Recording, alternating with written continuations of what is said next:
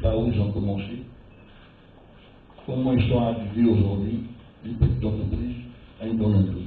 Et je passe. On a, par exemple, je suis les montants qu'on a débattus il y a 2 ans de cela, parce que souvent on dit, en affaires pour réussir, il faut qu'on ait un mentor. De quel mentor on parle? Est-ce qu'on parle de la personne qui va vous encadrer? Est-ce qu'on parle de la personne qui va vous donner de l'argent? On a débattu encore de ce sujet. L'année dernière, on se dit, si on veut étudier la culture entrepreneuriale de Ivoiriens, il faut qu'on arrive à proposer des projets pour les Ivoiriens. C'était donc un entrepreneur, un projet. On est parti de la section qui dit les infrastructures précèdent le développement économique. Ça veut dire quoi? À chaque fois que vous réalisez des infrastructures structurantes, comme on dit, ça crée des opportunités d'affaires. On a donc regardé le 3e pont, on a regardé l'autoroute Abidjan-Yamoussoukro, on a regardé l'autoroute Abidjan-Bachar, on a regardé les transports du port, et à chacune de ces infrastructures qu'on entend de réaliser, on a mis en face des opportunités d'affaires. Il y a une grande base de données qui existe aujourd'hui. Chaque Ivoirien ou chaque Ivoirien peut aller dans cette base de données pour voir si il ou elle se sent proche d'un projet et puis comment réaliser le projet.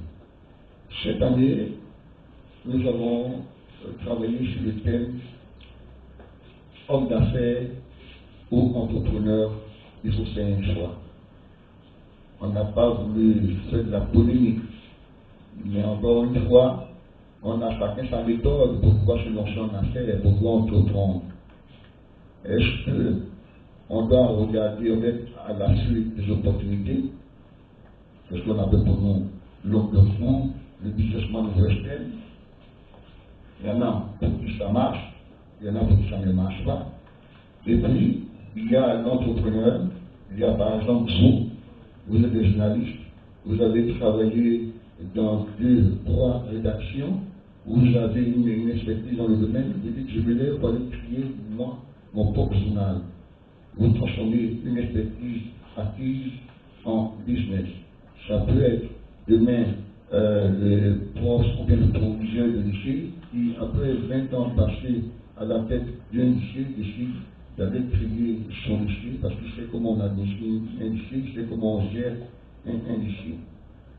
Pour nous, c'est ça l'entrepreneur.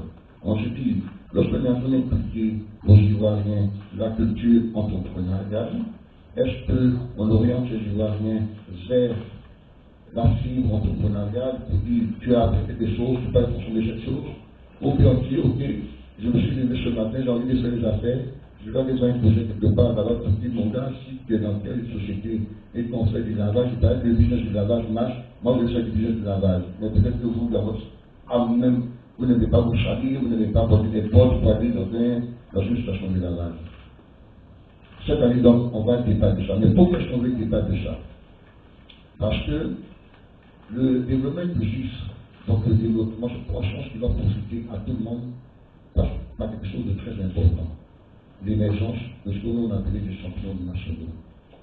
Comment faire en sorte que, lorsqu'on prend un secteur d'activité en Côte d'Ivoire, dans les options, demain, on retrouve des Ivoiriens qui sont partis de cette option. Comment faire pour que, demain, lorsque